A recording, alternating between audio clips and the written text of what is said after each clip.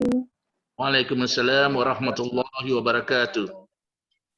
إن الحمد لله نحمده ونستعينه ونستغفره ونعوذ بالله من شرور أنفسنا ومن سيئات أعمالنا من يهده الله فلا مضل له ومن يضلل فلا هادي له وأشهد أن لا إله إلا الله وحده لا شريك له وأشهد أن محمدا عبده ورسوله اللهم صل على نبينا محمد وعلى آله وصحبه وسلم أما بعد.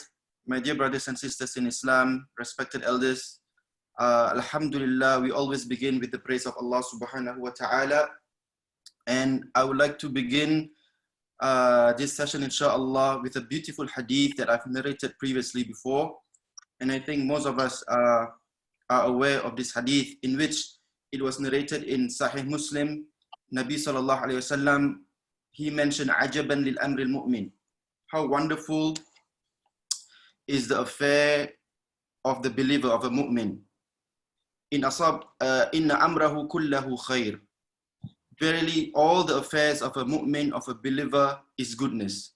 So a state of a believer, as a mu'min, as a believer in Islam, as a believer in Allah subhanahu wa ta'ala, we should be content and we should realize and be aware that whatever that befalls us, whatever that happens to us, whether or not we think it is positive or negative, there is goodness in it. The Prophet ﷺ continued by saying, وَلَيْسَ ذَاكَ لِأَحَدٍ إِلَّا لِلْمُؤْمِنِ. And indeed, none of this can happen except to one who is a firm believer in Allah subhanahu wa ta'ala. And what are the two states of a believer? In asabathu sarra'u shakar فَكَانَ خَيْرًا لَهُ. So if there is something good that happens to a believer, to any one of us, if something good happens to us, we are thankful to Allah, shakar fakana khairan la, and it is good for us, and will be rewarded by Allah subhanahu wa ta'ala. Wa in asabathu darra'u sabar fakana khairan la. And the opposite applies. If there is something that happens to us, that befalls us, that afflicts us, in which we may think it is something negative, and we are patient in facing that situation, فَكَانَ خَيْرًا لَهُ, it will also indeed be goodness for us, because by having patience, Allah subhanahu wa ta'ala would be rewarding us. So as a Muslim, in our daily lives, especially in our current situation right now, some of us may think of it as something negative. We are locked down at home. Some of us, mashallah, like I know certain brothers, they are out of a job because of this coronavirus situation. But indeed, have firm belief in Allah subhanahu wa ta'ala, have good thoughts of Allah subhanahu wa ta'ala, husnul dhanni billah, and Allah subhanahu wa ta'ala will reward you every moment that you are at home. Reflect upon it and thank Allah subhanahu wa ta'ala for it. And I pray that Allah subhanahu wa ta'ala grants all of us goodness and health in our homes. Ameen. We will continue today's inshallah in the chapter or the bab of Mawqiful Imam wal Ma'mum. If you refer to your English PDF, in English it will be called the positioning of the Imam and the followers. So again, it's about congregational prayers, Jama'ah prayers, and I think most of us, alhamdulillah, are aware. So this is just a very quick revision session, inshallah. So in Arabic, Mawqiful Imam wal Ma'mum. Mawqif in Arabic comes from the verb waqafa. Waqafa means to stand up from a sitting position. You stand up. So if a person who's standing up, he's known as waqif. So if you go to the Middle East, if you go for Umrah, inshallah, Allah will grant us all, inshallah, Umrah and Hajj very soon. If you go and you drive around, you see certain places, car park, labeled Mawqif as-Sayara, that means car park. So Mawqif literally means a place of position or a standing place. So when you wuquf in Arafah, it's because you stand still on the Mount of Arafah during Hajj. So Mawqiful Imam wal Ma'mum, the position of an Imam and the Ma'mum during congregational prayers. It's very straightforward. Number one, استحباب وقوف الواحد عن يمين الإمام والاثنين فصاعدا خلفه. لحديث جابر قال قام رسول الله صلى الله عليه وسلم ليصلي فجئت فقمت على يساره فأخذ بيدي فأدارني حتى أقامني عن يميني. So the companion Jabir radiallahu ta'ala anhu, one night he observed that the Prophet sallallahu alaihi wasallam stood up for prayer. So Jabir joined the Prophet sallallahu alaihi wasallam for prayer, but Jabir stood on the left side of the Prophet sallallahu alaihi wasallam. So during prayer, the Prophet sallallahu alaihi wasallam took Jabir by his hand and moved him to the right side of Nabi Sallallahu Alaihi Wasallam. And then as they were praying, came another person, Jabir bin Sakhar, فَقَمَ عَنْ يَسَارِ رَسُولِ اللَّهِ صَلَّى اللَّهُ عَلَيْهِ وسلم. So Nabi Sallallahu Alaihi Wasallam, the Prophet Sallallahu Alaihi Wasallam and Jabir were standing side by side, and then a third person came and stood to the left of Nabi Sallallahu Alaihi Wasallam.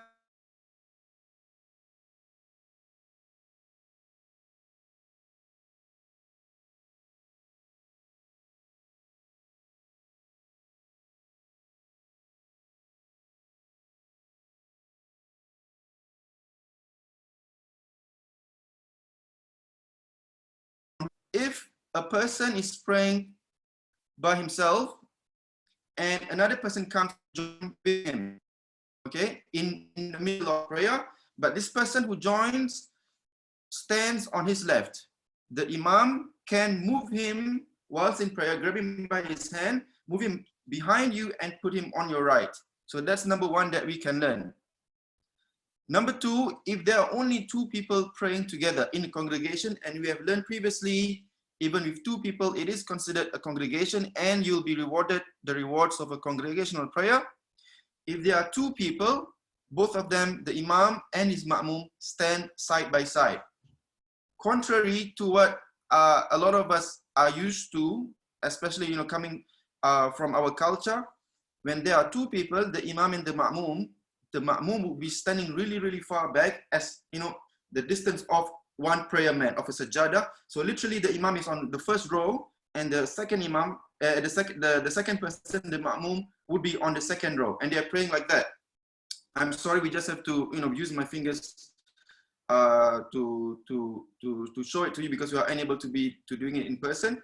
So this is actually contrary to the hadith. In fact, most of the scholars, most of the schools of thought say that when there are only two people in congregation, both of them stand on the same saf, on the same row. So the Imam and his Ma'mum standing on a straight line.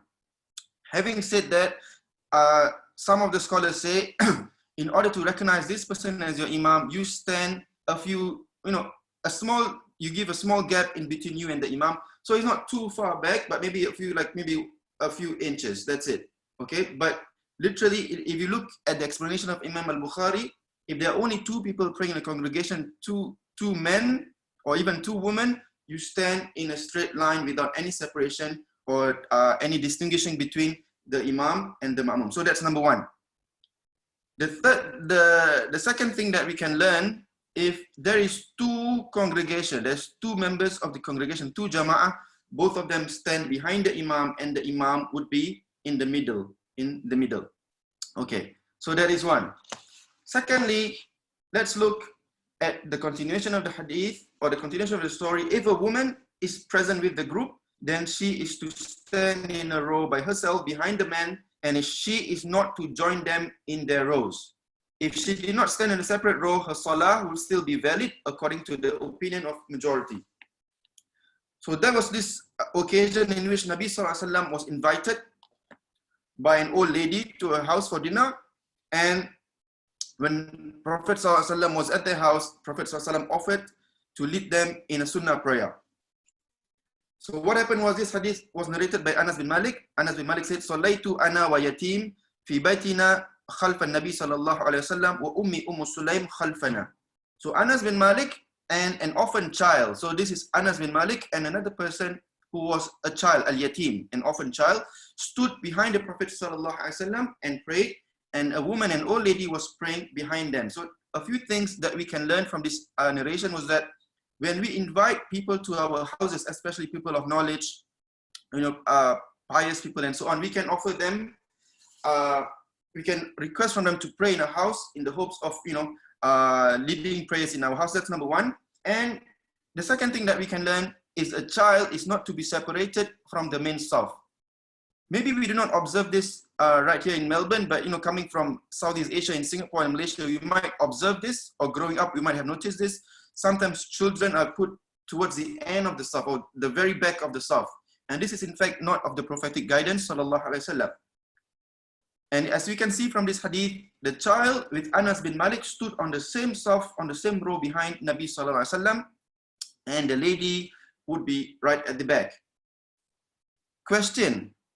From this narration, we also learn that if there are only two people praying together, for example, a husband and his wife, or a son and his mother, or a son and his sister, and so on. If there are only two, or husband and wife, for clearer example, where does the wife stand? The wife stands behind the husband. So the imam, the husband would stand in front, and the wife praying with the husband would pray behind him, not to his right, not to his left, but behind him. And I think this is also good for us to be aware of, because currently, as all the masjid are restricted for us to go to, and we are praying at home. So these positions, it is good to be aware of this standing position. So at home, the father would be in front, and if he has one son following him, the son stands next to him side by side, and the mother would be standing behind them. If he has more than one son, the imam, the father stands in front, two of his sons stand behind him, and the mother or sisters would be at the back. Now, of course, if there are space constraints, if in your places of residence, in your house, in your living room, in your room, or so on, there's not enough space for a person to be standing exactly behind. If there are two or more safs, of course, we can be flexible, and you can move slightly to the right or slightly to the left.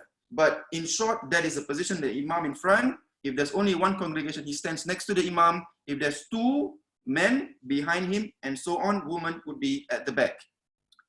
Of course, you notice certain masjid or certain musalla, certain places of prayer, the praying area for the woman will be at the side, but of course with a covering, a curtain or a wall or inside a room or so on, that is fine. But if the masjid has enough space for it to belong, the afdal, the best practice would be the rows of the woman would be at the back.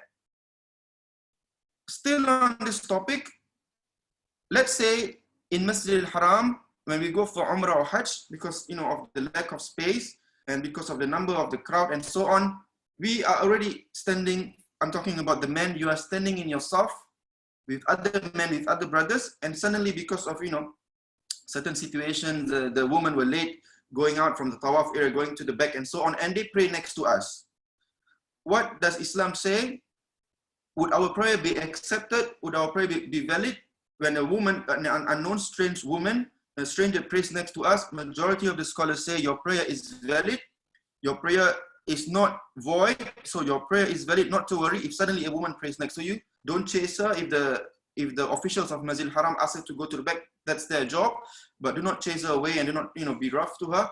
Let her pray there. Your prayer is not invalid. So your prayer is valid, but the scholars say it is makruh. So it's makruh, it's disliked for a woman to be standing in the same saf as the men, except for the opinion of Imam Abu Hanifa in the Hanafi school of thought. They would say if a woman prays next to the man's prayer will be invalid, will be void. He has to repeat his prayer. But for the woman, it is fine. So we go by the majority, in situations like that, that is fine, but it is disliked and makruh.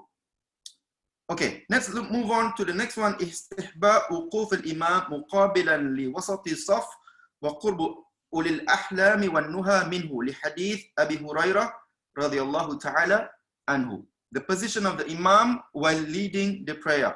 It is preferred for the imam to stand in the center of the rows, and the people closest to him should be the people of intellect and understanding. In Arabic, ulil ahlam wan nuha. Ulil ahlam wan nuha. So again, the first row, in striking a balance, the imam should be standing right in the middle of the saf, in the middle. Okay, as you can see, probably if you visited a lot of the traditional masjid with traditional Islamic architecture, that was how it was designed and planned. So in traditional Islamic architecture, if you look at the traditional masjid, the mihrab and the mimbar of the masjid will be directly in the middle with a ratio of 2:1. So the imam would be standing directly in the middle. So this is the traditional and this is the best way. And from Abu Hurairah, he narrated that Nabi SAW said, Wasitul imam wasudul khalal. Make the imam in the center and close the gap. And then he also said, وعن ابن مسعود رضي الله تعالى عنه أن النبي صلى الله عليه وسلم قال ليليني منكم أولي الأحلام والنهى ثم الذين يلونهم ثم الذين يلونهم وإياكم وحيشات الأسواق رواه أحمد ومسلم. So Ibn Mas'ud reports that the Prophet ﷺ said, let those who are prudent, ulil ahlami wan nuha, those who are of understanding and knowledge, to be next or to be close to the Imam, and then following those are next to them and those who are next to them, and beware of the chaos and hustle and bustle of the marketplace. So Prophet ﷺ said the best is to have the people of knowledge and understanding standing closest to the Imam. And why was this encouraged? Because, you know, in certain situations in which the Imam makes a mistake, the people behind him of knowledge and understanding can correct him, or in the occasion of istikhlaf, when the Imam needs to leave because his wudu became void whilst in prayer, the people behind him would know how to replace him in prayer without making the rest of the congregation disrupt their prayer. So it is most important for the people behind the Imam to be of people of knowledge and understanding. And it was narrated from Anas, he said, قال كان رسول الله صلى الله عليه وسلم يحب أن يليه المهاجرون والأنصار ليأخذوا عنه رواه أحمد وأبو داود. Prophet صلى الله عليه وسلم, he preferred that the muhajirun and the ansar pray behind him, close to him, so that they will be learning from his movements and his movements in prayer. So that is very straightforward. Next we go on to موقف الصبيان والنساء من الرجال. The Prophet ﷺ كان رسول الله صلى الله عليه وسلم يجعل الرجال قدام الغلمان وغلمان خلفهم والنساء خلف الغلمان رواه أحمد وأبو داود. This hadith, the second part of the narration is weak, but the Prophet ﷺ said during prayer he would make the men stand in front of the young boys. He placed them in front of the young boys and the women behind the young boys. So this hadith is a bit weak, but it's sahih that the woman, in another narration, the woman prayed behind the Imam. And the Prophet ﷺ also said, خَيْرُ صُفُوفِ الرِّجَالِ أَوَّلُهَا وَشَرُّهَا آخِرُهَا وَخَيْرُ صُفُوفِ النِّسَاءِ آخِرُهَا وَشَرُّهَا أَوَّلُهَا.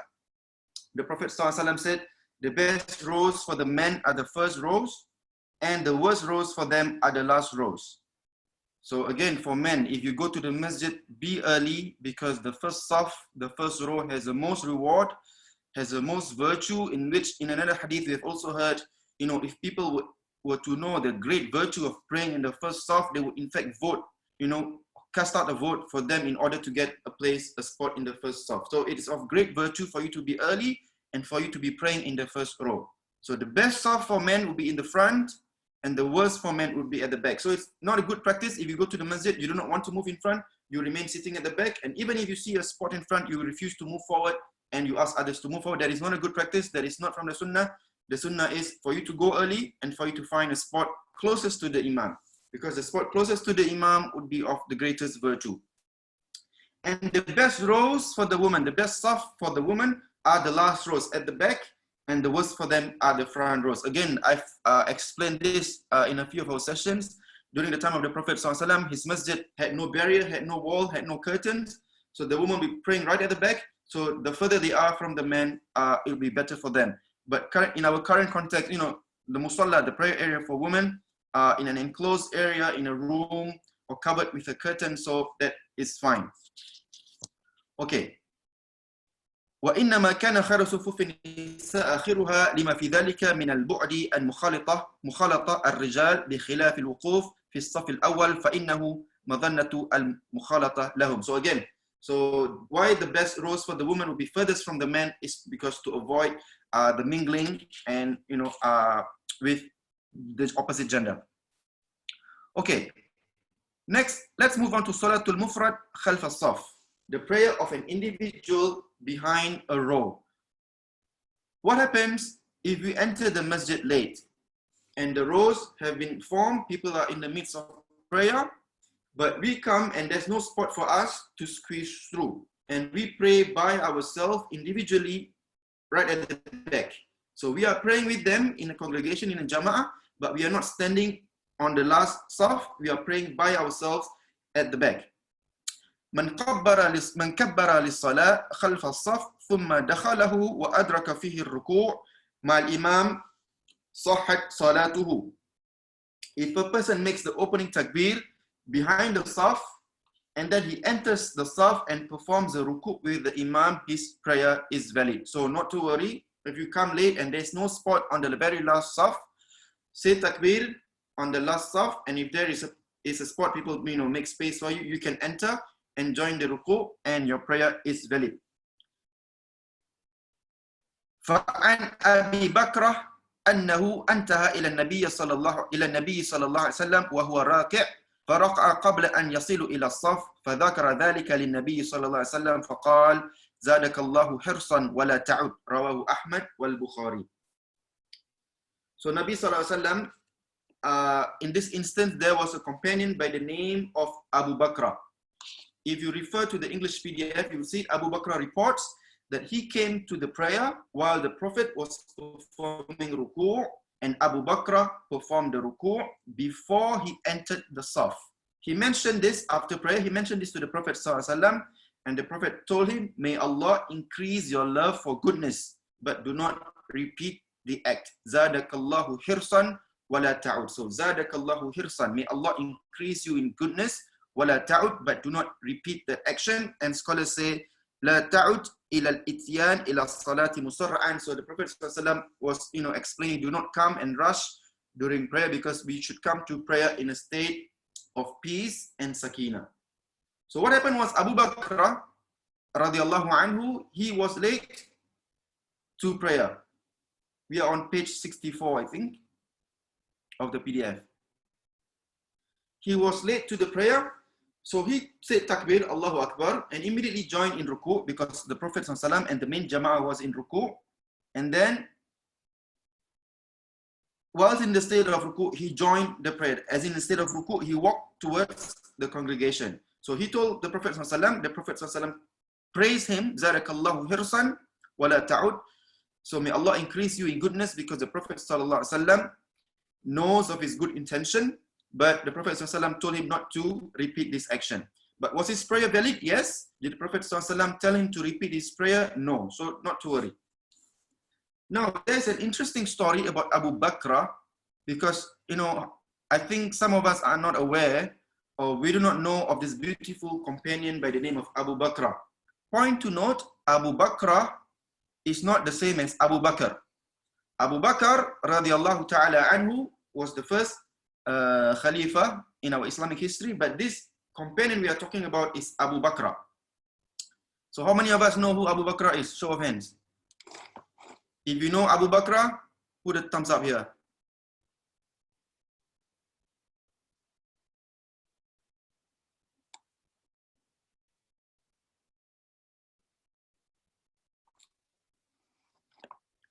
Okay, I'll answer the question at the end of the session, inshallah. I want to share a beautiful story about Abu Bakr radiallahu ta'ala anhu. He was one of the beautiful companions of the Prophet sallallahu alaihi wasallam, and he was a member of Ta'if. He was the son of a slave woman. So Abu Bakr, he was of Abyssinian origin. He was of Abyssinian origin, and his mother was a slave woman who worked for Harith ibn Kalda al-Thaqafi on the hill of Ta'if, on the mount of Ta'if. So he lived in Ta'if. So in the year 8, and Abu Bakr was his kunya, and we've covered kunya means a nickname given to him. So Abu Bakr, his nickname was given to him by the Prophet ﷺ, but his actual name was Nufai, Nun Fa Ya Ain, Nufai ibn Masruh, Nufai ibn Masruh. And in the year 8 Hijrah, Nabi ﷺ, after the conquest of Mecca, went to besiege the fort of Ta'if. So at the wall of the fort of Ta'if, the year was 8 Hijrah, and Nabi ﷺ went to defeat the fort, and Nabi ﷺ made an announcement to people of Ta'if, calling out whichever slave that comes down to us, the Muslims, he will be free. He will be free from being a slave.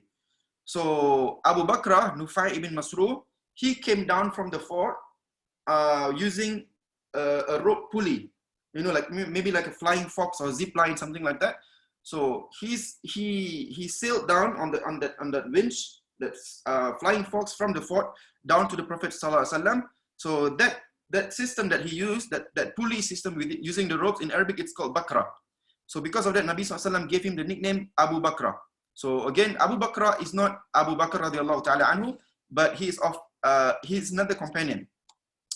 And Abu Bakr radiallahu ta'ala anhu, after he embraced Islam, he lived in the close company of Nabi sallallahu alaihi wasallam, and he learned a lot from the Prophet sallallahu alaihi wasallam and gained a lot of knowledge. And he himself transmitted more than 130 over hadith. And Imam al-Bukhari, both Imam al-Bukhari and Imam Muslim took from his narrations. And even some of the greatest tabi'in, Al-Hasan al-Basri, Muhammad ibn Sirin, also took from Abu Bakr radiallahu ta'ala anhu. Some of the famous ahadith that he narrated was about how the grandson of the Prophet sallallahu alaihi wasallam, Al-Hasan, would jump on the Prophet sallallahu alaihi wasallam's back while in prayer. So that hadith was narrated by Abu Bakr. And there's another hadith, Al-Qatil wal-Maqtul fi nar. He narrated the hadith, if two people were to confront each other, wanting to kill each other, both of them would be in the hellfire. So this was also narrated by this companion Abu Bakr. And he died in Basra. And when he died, Al-Hasan al-Basri said there was no one in Basra with greater knowledge, other than Abu Bakr and another tabi'in by the name of Imam Imran ibn Husayn, or Sahaba Imran ibn Husayn radiallahu ta'ala anhuma. So that is a short story of Abu Bakr. So when we see Abu Bakr, it is not Abu Bakr. So Abu Bakr was the first Khalifa. This is Abu Bakr radiallahu ta'ala anhu. So let's say when we join the prayer, now coming to the question, what happens if you can't reach the male area due to it being blocked by females? You pray where you are, inshallah. Pray where you are. If it's being blocked, I'm not sure how the musalla area or the prayer area is positioned, but if you are being blocked and you cannot join the main congregation, find somewhere separate where you can pray, inshallah. Okay, let's move on. According to the majority, if a person prays behind the saf by himself, his salah will be valid but disliked. So if you are by yourself praying alone at the very last saf, your prayer is valid but it is disliked. And if a person prays one complete raka'ah behind the saf, his salah would be invalid. This is a minority view. But the Prophet ﷺ, he saw a man praying behind the saf by himself, and the Prophet ﷺ ordered him to redo his prayer.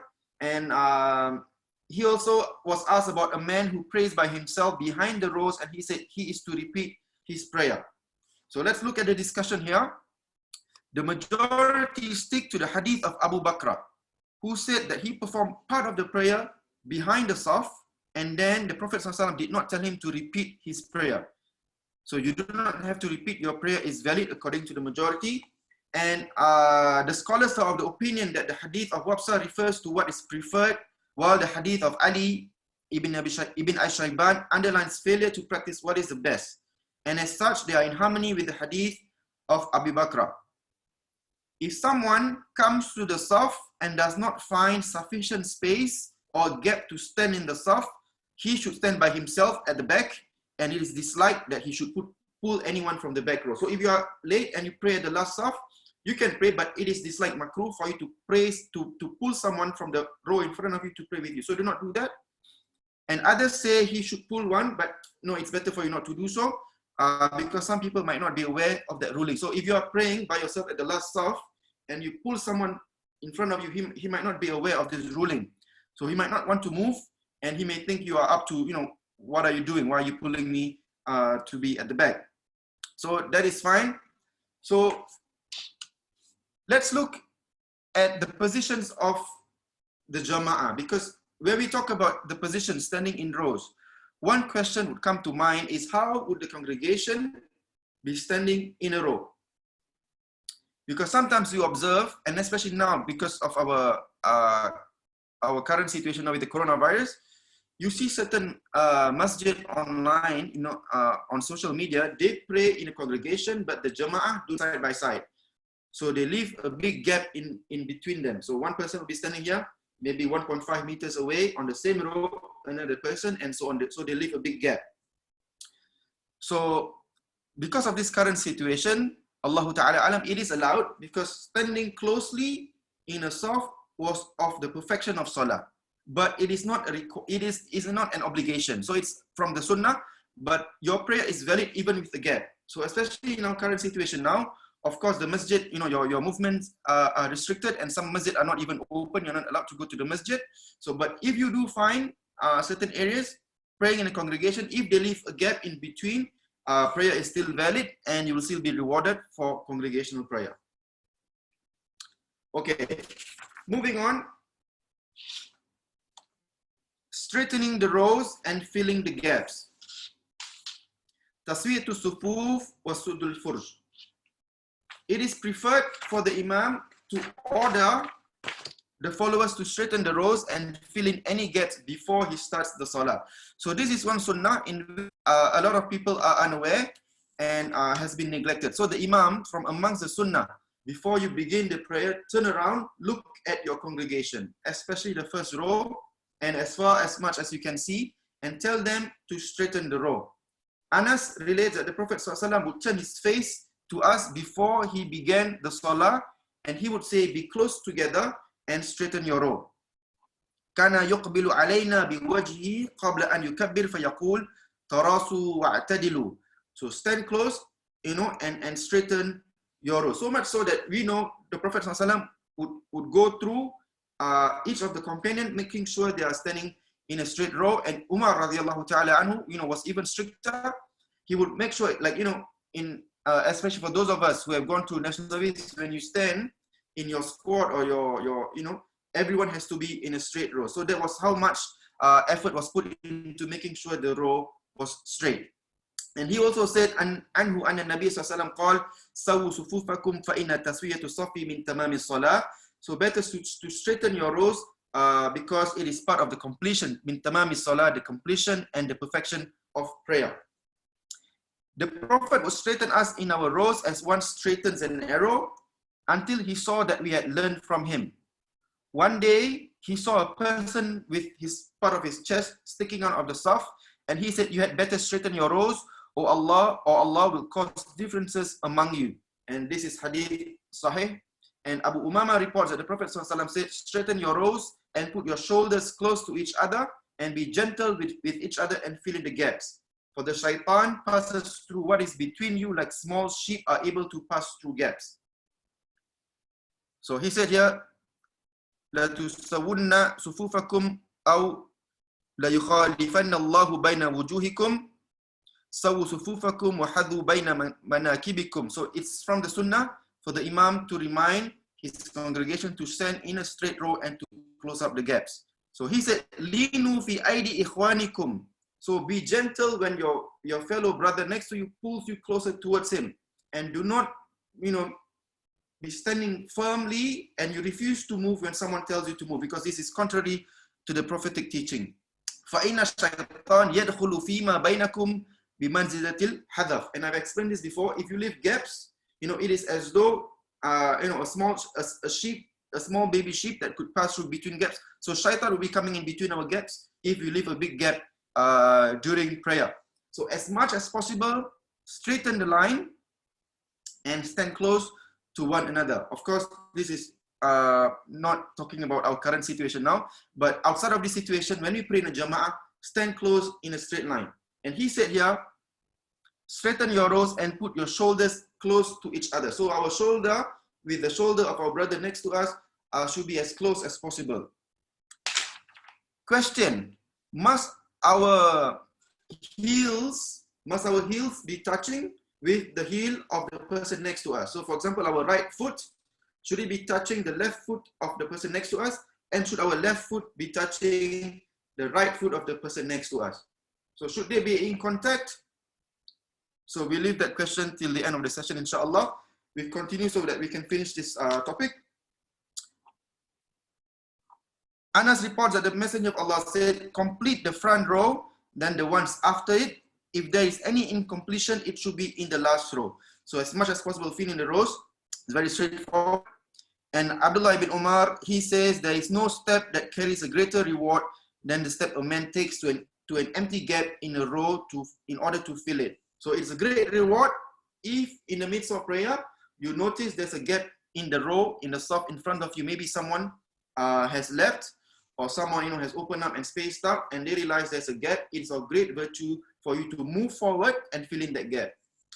So there is no problem about you moving, even in the state of prayer, but of course, you move while you are standing up, because how are you going to move while you're in the state of ruku? Maybe whilst in ruku, you notice there's a gap. Don't move while in the state of ruku. Wait till you get up. Sami Allahu liman hamidah. Rabbana wa lakal hamd. While in the state of standing, you can walk calmly and fill up that gap in front of you. So of course, even whilst in the state of sujood, in prostration, you notice maybe before going to sujood, you notice there's a gap in front of you. Do not crawl on all fours to fill up that gap, but wait till you are standing up and then you move to fill in that gap, and it is of great virtue. So do not be like some people in our community, they refuse to close in the gap and they refuse to stand close to one another. And he also said, Abdullah ibn Umar, he narrates that the Prophet ﷺ, he narrated, whoever connects a row, Allah will join you. Allah will join him. That means Allah would strengthen and firm the relationship between us brothers, and whoever cuts off a saf, Allah will cut him off. And the Prophet ﷺ came to us and he said, why don't you make the saf like the angels make their saf in the presence of Allah? And we asked, Ya Rasulullah, how do the angels make their saf in the presence of their Lord? He replied, they complete the first row and stand closely together, side by side in the row. Moving on. Encouragement concerning being in the first row and on the right side. Okay, question. What if the line moves to fill up? What if the line moves to fill up gap and I've moved twice already? And what if the gap became too wide while I already started? I don't quite understand. What if the line moves to fill up gap and I've moved twice already? Okay, so let's say you have moved. You're already in a state of prayer, okay? And then maybe, you move to the right or to the left or to the front to fill up a gap. No problem, move. And then again, suddenly while still in prayer, you notice maybe in front of you, someone has also left and there's a gap and no one else has moved to fill up that gap. You can move again, that is fine. Because yes, there's a school of thought in Imam Shafi'i in which you cannot make three major movements simultaneously.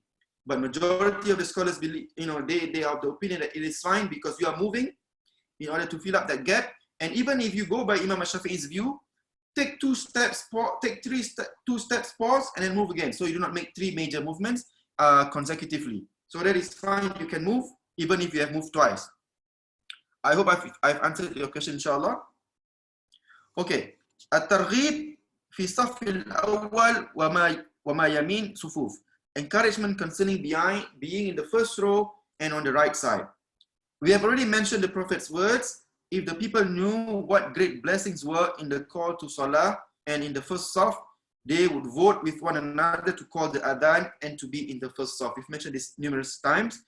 And if they found no way to decide who would be allowed to make the call to Salah, the adhan, or to be in the first saf, indeed they would draw lots and vote. Abu Sa'id al-Khudri, radiallahu ta'ala anhu, he reports that the Prophet ﷺ noticed his companions going to the back rows. And he said, come close and follow me and let those behind follow you. People will continue going to the back until Allah would put them in the back. So again, this is a warning. If you come in early, go to the, fill up the first saf and do not go to the back saf on purpose. So if you're already late and the only saf available is at the back, that's fine. That's it's out of your hand, out of your control. But if you come in early, but you choose to sit at the back instead of going to the front, then that is actually not a good practice. And Aisha radiallahu ta'ala anha qalat, قال رسول الله صلى الله عليه وسلم إن الله وملائكته يصلون على الذين يصلون على ميامين الصفوف وعند أحمد وطبراني بسند صحيح. So Aisha reported the Prophet صلى الله عليه وسلم, he said, Allah and his angels send down blessings upon those who pray on the right side of the saf. And it's narrated with a sahih chain. And the Prophet said, Allah and the angels send down blessings upon the first row. Inna Allah wa malaikatahu yusalluna ala safil awwal. Qalu ya Rasulullah wa ala thani. Qala inna Allah wa malaikatahu yusalluna ala safil awwal. Qalu ya Rasulullah wa ala thani. Qala wa ala thani. So again, the Prophet ﷺ, he said, Allah and his angels send down blessings upon the first saf, the first row. So the companions heard and they asked, what about the second row? The Prophet repeated, Allah and his angels send down blessings upon the first row.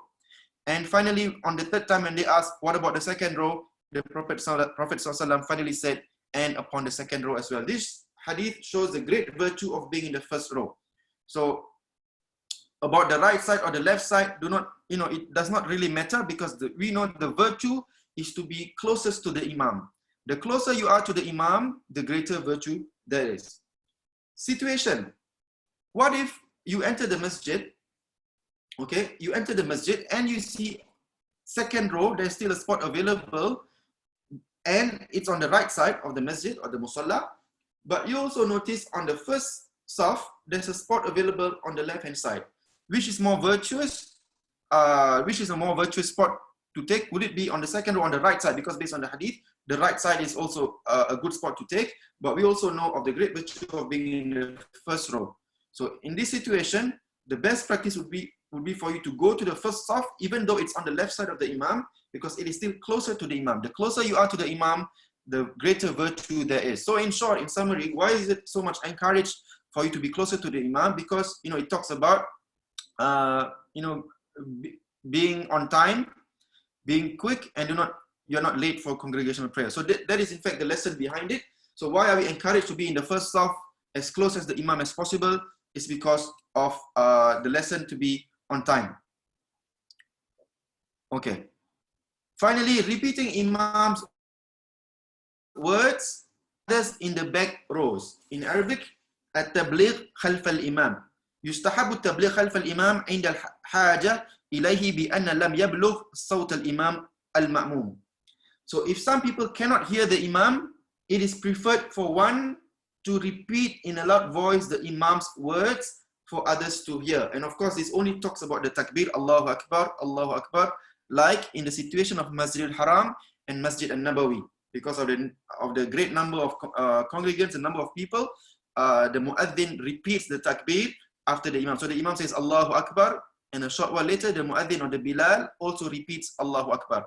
So we can do this practice if the sound system is not good enough, or because of the number of people, another person can be appointed to repeat the takbir Allahu Akbar, so people are aware of the movements of the Imam.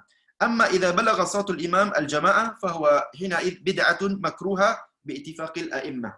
However, if there's a consensus among scholars that repeating aloud after the Imam without there being any real need for it is an innovation. So if there's no need for another person to repeat the takbir after the Imam, the microphone, the speaker system is good, everyone can hear the Imam, so there is no need for another person to be repeating the takbir after the Imam, so it's disliked. But if there's a genuine need for a person to repeat the takbir of the Imam, so it is permissible for us to do so. Question: if moving forward to fill up even when waiting for prayers, for example Jum'ah, but potentially causing disturbance or potential unhappiness, better to avoid and stay in the back saf. Okay, let's say we arrive at the masjid on time and you are waiting for prayer. What is the preferred action? Do you go to the empty spot in front in the earlier saf, or you stay in the back? Okay, personally I think if you come on time, you're not that late, and you still see an empty spot in the earlier saf, go forward and move in. Fill up the earlier saf, because there will be greater virtue, greater reward for you praying there when the prayer has begun. About potential unhappiness, because maybe people dislike the fact that you are crossing over them and so on, do it gently, maybe say nicely to them, excuse me, something like that, and move forward, because they are also doing something which is not actually preferred, because if they are earlier than you, they should be filling up the space in front. Why are they at the back? So you moving forward, in fact, is a preferred action. So you can go and fill up the space in front, but of course do so courteously without causing disturbance to others. Find a way. If you really cannot go, squeeze in front, pray where you are, because inshallah when the prayer is about to begin, the Imam and the congregation would straighten their rows anyway. Okay.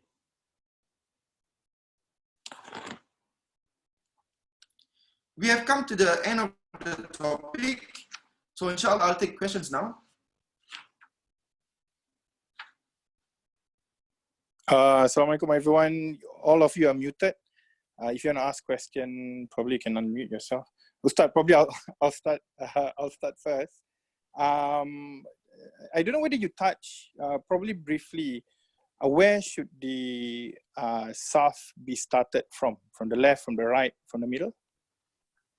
Okay, the saf starts from the middle. So again, looking at one, okay, inshallah, hang on. There's an image that I will be sending.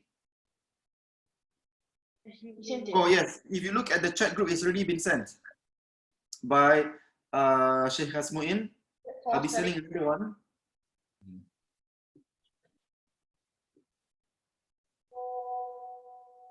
Okay, so Islam is all about striking a balance. Allah SWT has made our ummah ummatan wasata, the balance and the moderate ummah. So again, our balance is seen across all aspects of life, be it in our daily life, at work, our Islamic practices, even in prayer. So striking a balance, even in the formation of our saf and position for prayer. So let's start with the minimum one. One imam, one jama'ah, one ma'mum, standing side by side. Again, striking a beautiful balance. If another jama'ah comes, there'll be two ma'mum and one imam, two of them standing behind the imam and the imam in the middle. So again, striking a beautiful balance. And then you spread out to the right and the left, as long as the imam remains in the middle. So as much as possible, the imam is in the middle of the saf with a balance, but of course, due to space constraints sometimes, if the imam cannot really move in front of them, and imam, the imam just has a little space slightly in front of the first saf, of course, that has to be forgiven because of the lack of space. But talking in a perfect situation, if the in a masjid, in a musalla, in a prayer hall, where there's ample space and the imam can stand right in the middle, that is the best practice, of course.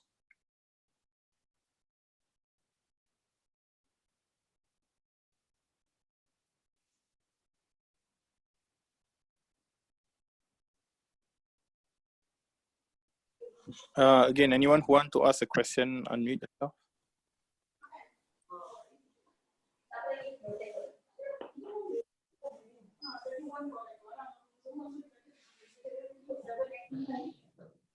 Assalamualaikum Ustaz, can you hear me?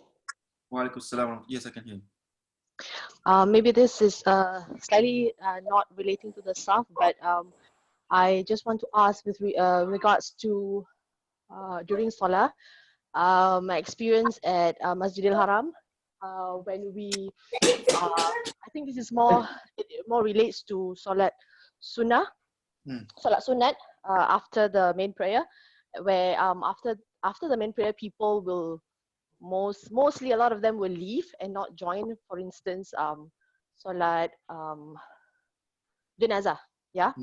So and a lot of them will try and walk. They want to get out of the congregation, so they walk in front of you.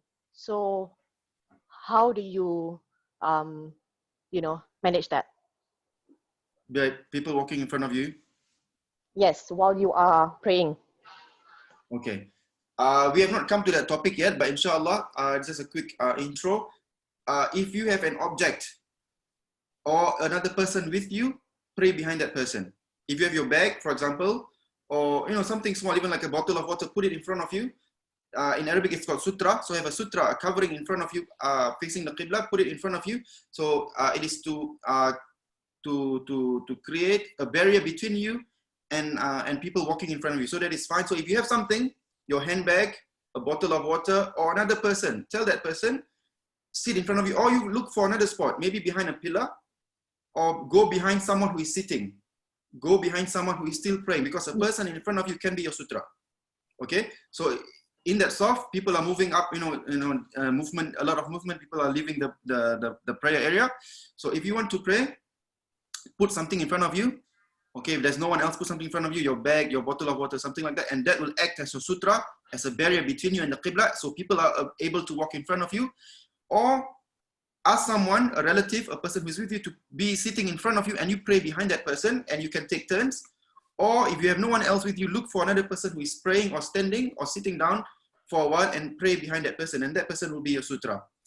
As for people walking in front of you, if really due to the compressed situation, due to the lack of space, and they are unable to get out except by moving in front of a person who is praying, inshallah, Allah will forgive them. But if a person who has knowledge and they know of the great loss by crossing someone's who is in a state of prayer, they would actually wait for you to complete your prayer or go behind you or something like that. So inshallah, it's all not in our control. If someone wants to walk in front of you whilst you are in the state of ruku or sujud, how can you prevent him?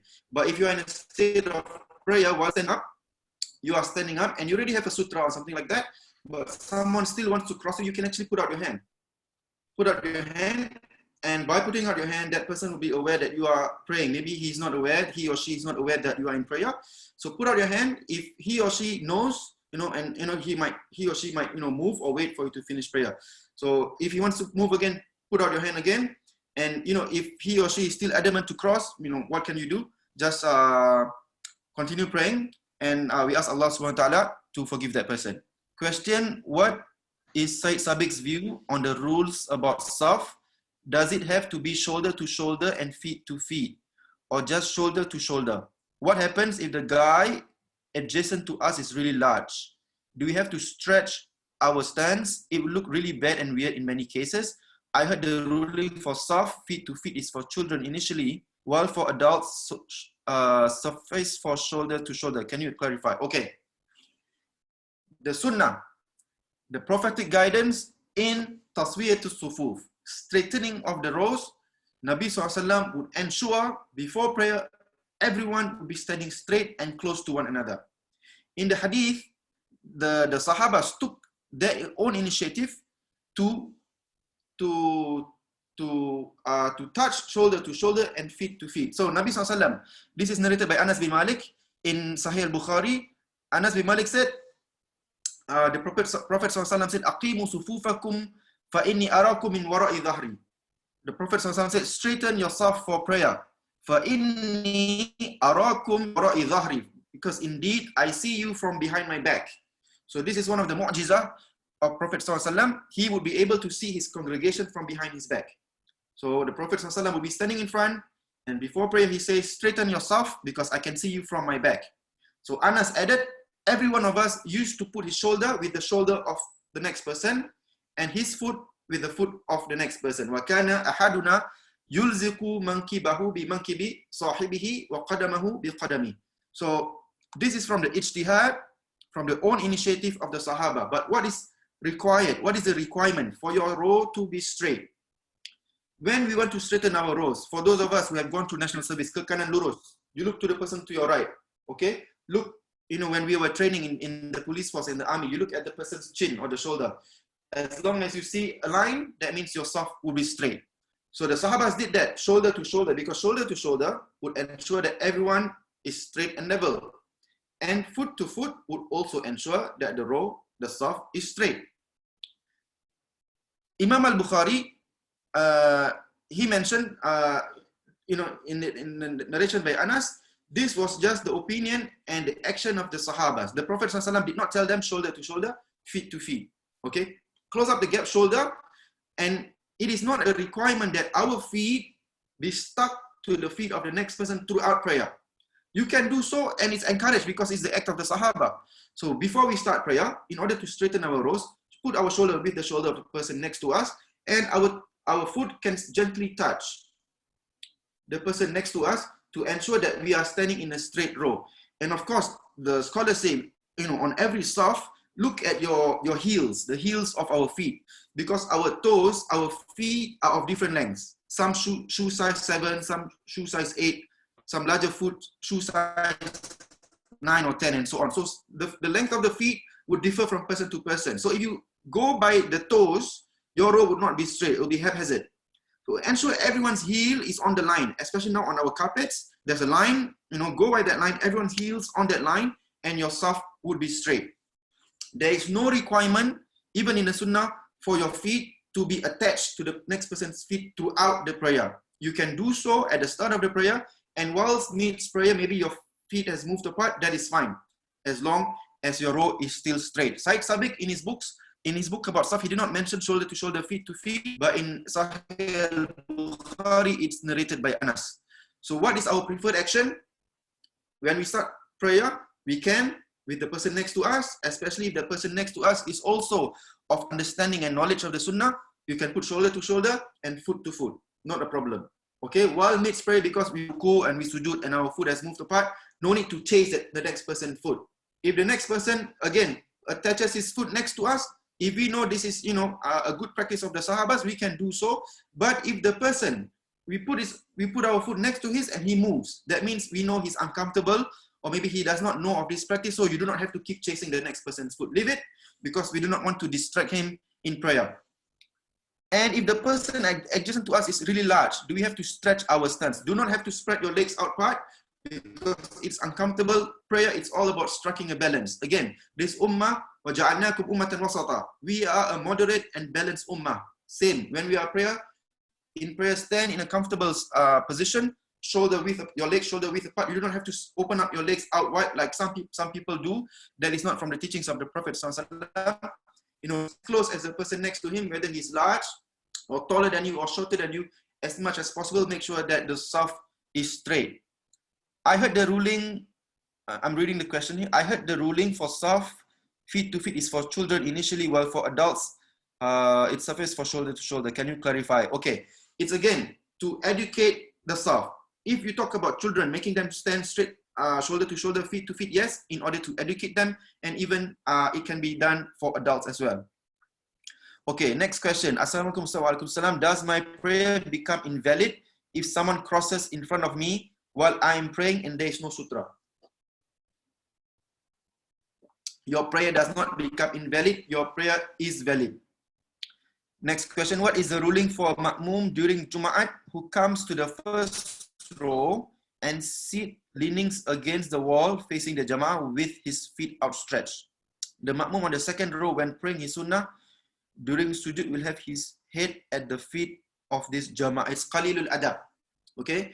This is from a lack in manner. There is no prohibition for you to sit against the wall in the first row with your legs outstretched. There's no prohibition, but it is from a lack of manner, especially if someone is making sujud and your feet is there. So it's from good manners and good adab and akhlaq for you to actually move your position, fold in your legs so as to not let that person make sujud facing your legs.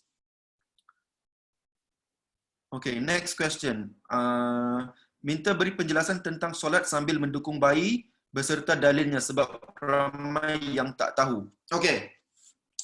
It is permissible and is narrated in a hadith. Nabi SAW was carrying, if I'm not wrong, the daughter of his daughter Zainab binti Rasulullah SAW. So the Prophet's granddaughter, he would pray whilst carrying his grandchild, and while making ruku and sujud, he would put his grandchild on the ground, and as he would stand up, he would be carrying the child once more. So it is not a problem for you to pray whilst carrying a baby. Whilst carrying a baby. Islam is very children friendly. Islam is children friendly, and we can see this from many narrations of the hadith. Even from the hadith narrated by Abu Bakr radiallahu ta'ala anhu, he narrated how Al-Hasan ibn Ali, the grandchild of Nabi SAW, would jump and sit on the Prophet's back while the Prophet SAW was in prayer, and the Prophet would actually wait till Hassan would get off his back before he would stand up again for his standing position. So Islam is very child friendly. So if there is a need, especially mothers at home with a young infant, a young toddler or so on alone, and she needs to pray, and the child cannot be left alone in the baby cot or something because the child is crying, or for whatever reason, you can pray whilst holding your child. And when you go into ruku and sujud, just put your child next to you, and as you get up, you can carry your child back with you standing. Okay, I think that's all the questions that I have on screen here. Any more questions, inshallah?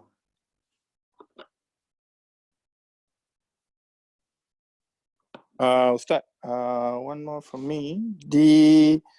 Some musalla, they have carpeted area that is designated for prayers, and then there's a walking area, and the walking area is facing a wall, right? Usually people who do their wudu when they want to come into the prayer room, and then they will go by there.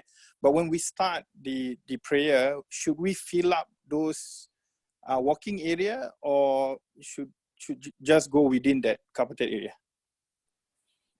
Okay, if there's still space within the main prayer area, the main musalla, fill up the gaps, because remember again, the principle is the closer you are to the imam, the better it is.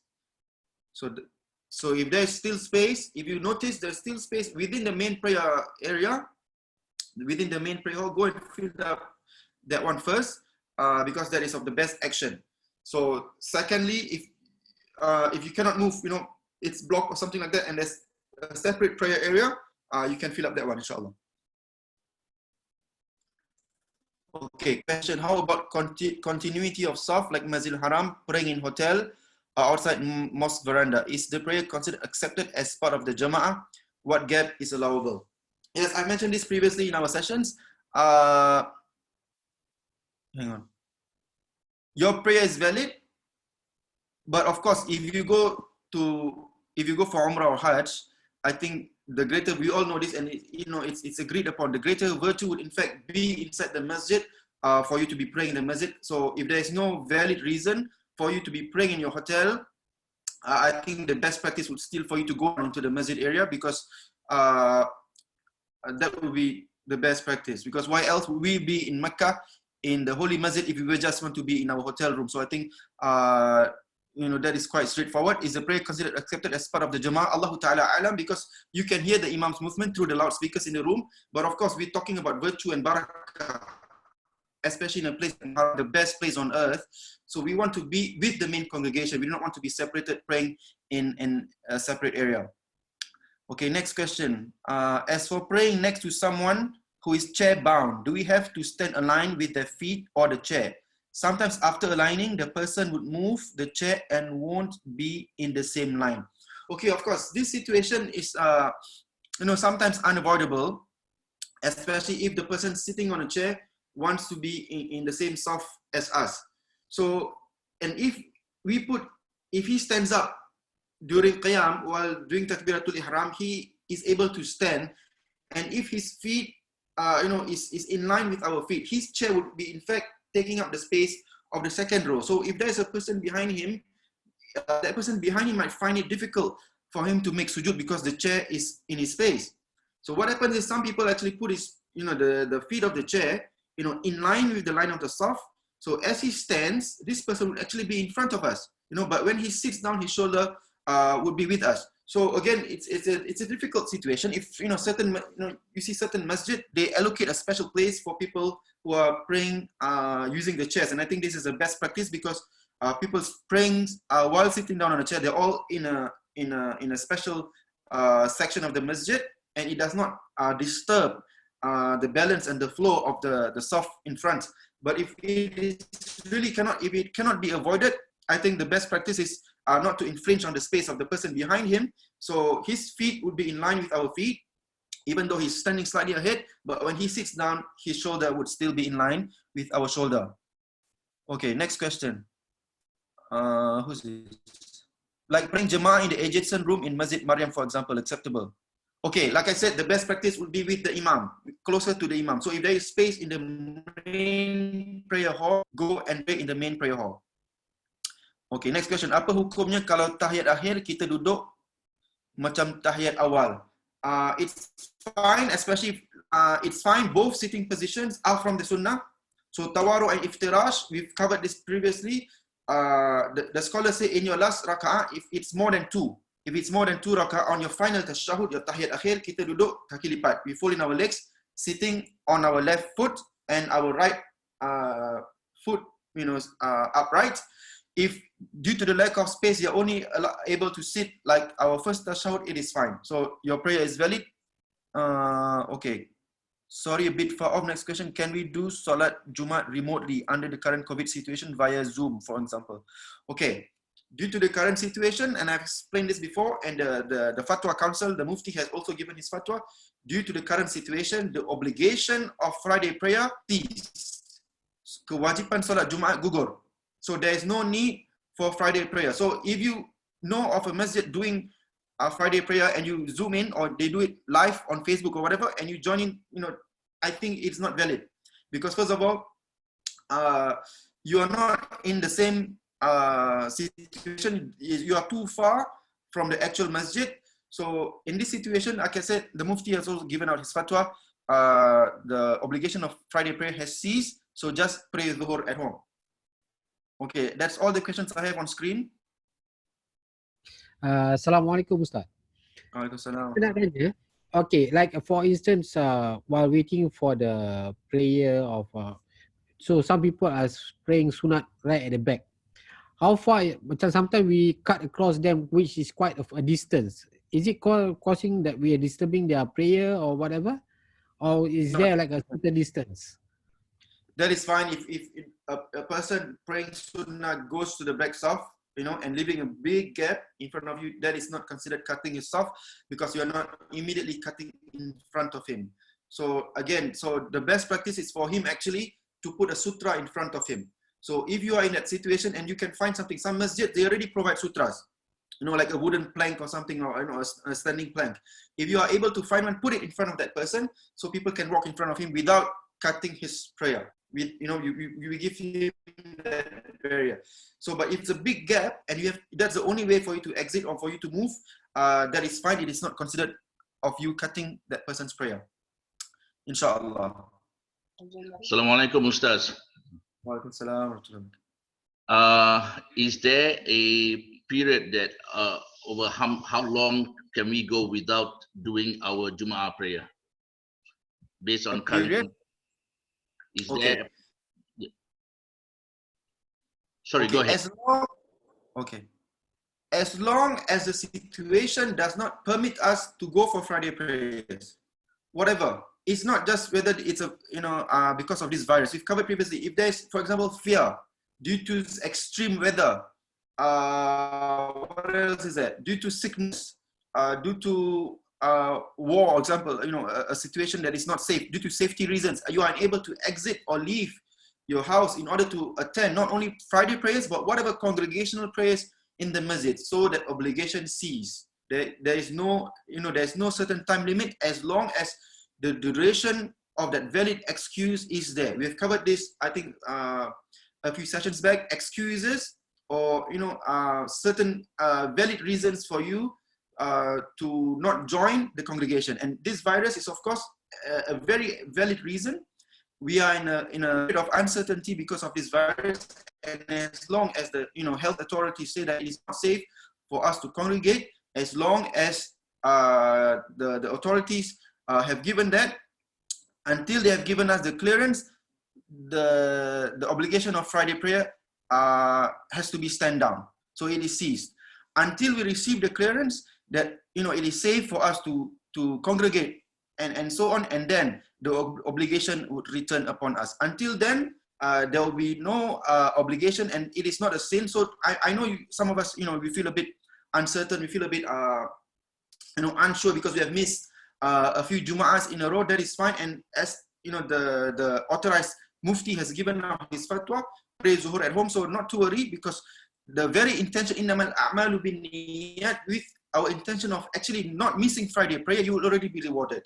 And like I said earlier at the start of this session, our state as a believer is either two, be it positive or negative. We are in gratefulness, thankful to Allah subhanahu wa ta'ala, and also being patient with the tests and tribulations of Allah subhanahu wa ta'ala, and we would be rewarded nonetheless. So although we are not able to go and perform Jum'ah, we have the intention of not missing Jum'ah, we will be rewarded of doing Jum'ah on top of our reward of being patient, staying at home because of the current lockdown, inshallah. Ustaz, one last one from me. Is there any opinion or dalil for the ladies praying in a congregational prayer, for the girls to stand, the younger ones to stand in front and the elder ones at the back? Okay, there is no such mention. For the ladies, they can stand similar. If you're talking about children, yes? If you're talking about children, be it within the men, the boys, or the girls, there is no, there is no mention in the hadith for the younger girls to be in front and the older ladies at the back. So they can pray, together, even, alternately, because one of the wisdom while we have a child, the main obligation is for them to learn from the actions of the adults. Okay, I have a question on screen. If we did a Jama'ah prayer with a Shia Imam, we didn't know before joining.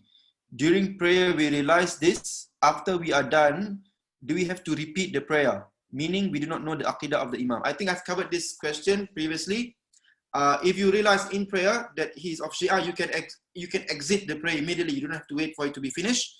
If it's unsafe for you to do so, wait till the end and then yes, repeat your prayer. I would say repeat your prayer.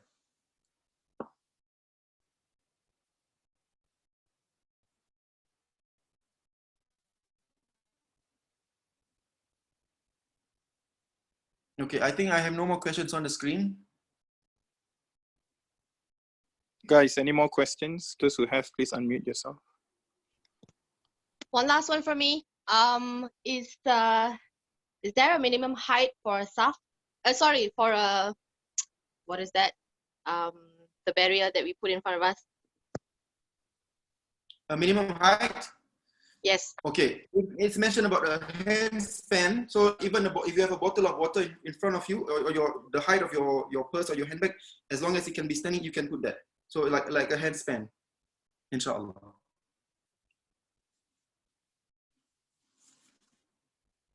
Thank you. Okay, the question again on the screen, I've answered that. With the technology today, can we have a Jum'at on screen? I think I've already answered that, so you can just watch the recording, inshallah.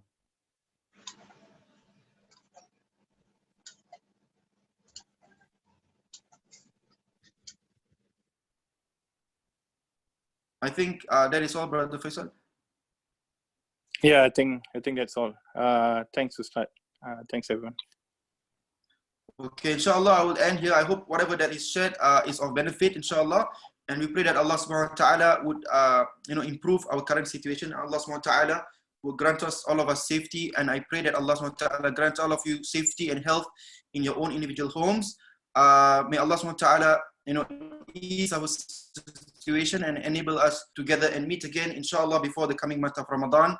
أقول قولي هذا وأستغفر الله العظيم لي ولكم سبحانك اللهم وبحمدك أشهد أن لا إله إلا أنت أستغفرك وأتوب إليك وصلى الله على نبينا محمد وعلى آله وصحبه وسلم والسلام عليكم ورحمة الله وبركاته. وعليكم السلام ورحمة الله وبركاته.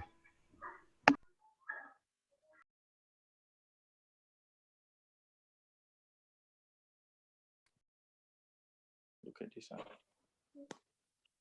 at this. When you mute on, he asks, allow participants to unmute themselves. So if I uncheck that, maybe your teacher checked that. I uncheck that, so they cannot unmute themselves. Yeah, it's okay.